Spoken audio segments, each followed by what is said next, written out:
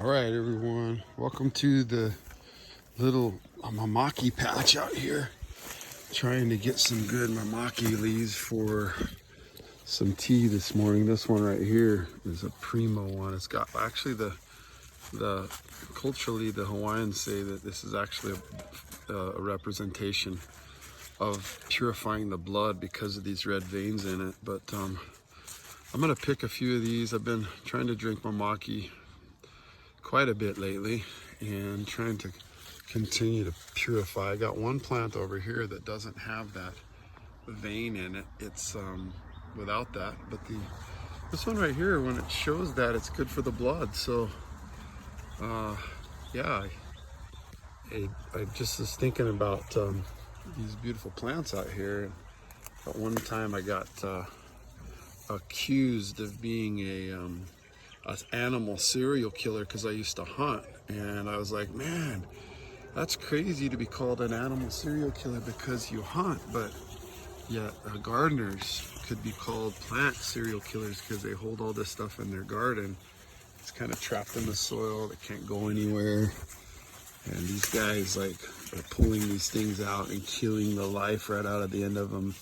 The plant bleeds, they rip the limbs off of them, and so you got to be careful. Why, you know, everything is for a purpose with good stewardship.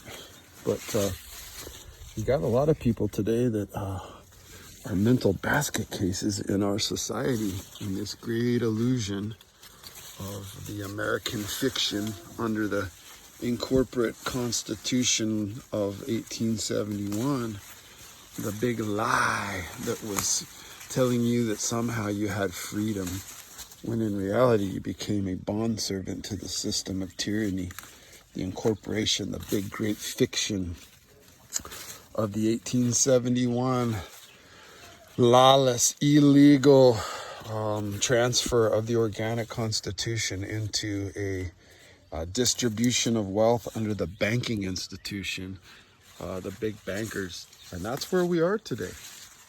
That's why you have the big banking systems and the big idolatrous system and the whorehouse of religion all working together to create a society of imbeciles that, you know, have inordinate affection to animals, worship the land, worship the soil, falling down to the stalks of trees, Pantheism 101.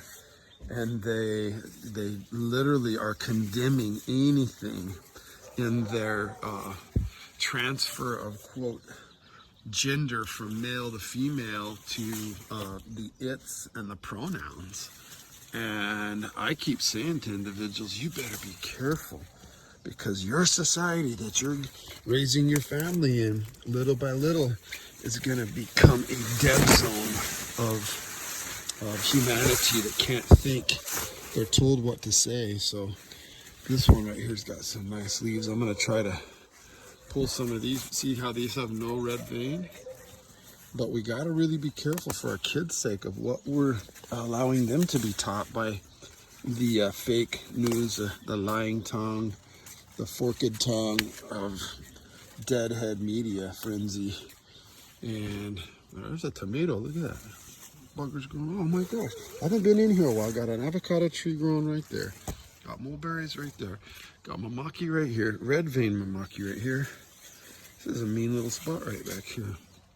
But you guys, you got to be careful with what we've been taught and teach our children the right way through the word that, yeah, if somebody wants to eat herbs, let them eat herbs. If somebody's weak and they can't handle meat, don't handle meat.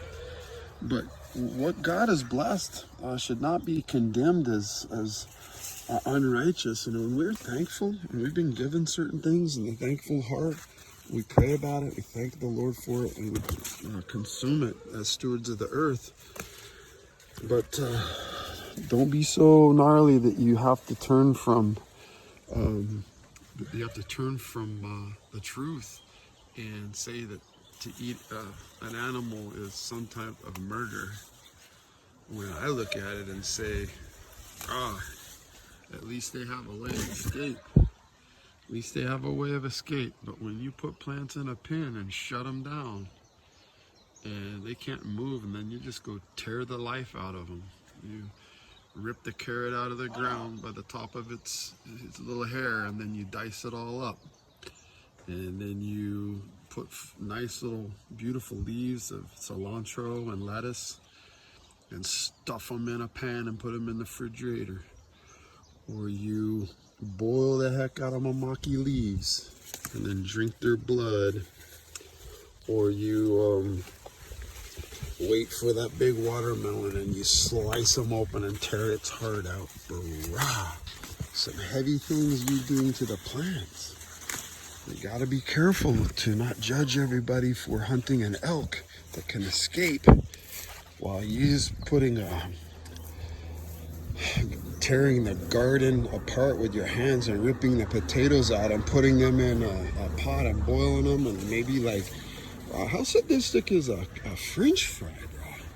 Like, think about it. You take that French fry, rip that potato out of the ground, slice them up with one knife, and then you fry them. And then you're so crazy that you're like, oh, bro, I'm going to put ketchup on that bug and make it look like I'm eating that little potato with the blood, bro. Make it all red and everything. Yeah, just some thoughts I had, you know, like, how's that, huh? Be careful. You know, quit corralling your plants. Let them go wild, bro. Let them go wild. Look at this mamaki leaf right there. Oh, my goodness. I'm gonna eat the sunlight while I'm gonna drink the sunlight. But yeah, maybe pick some mulberries leaves right here. These are some fresh ones. Yeah.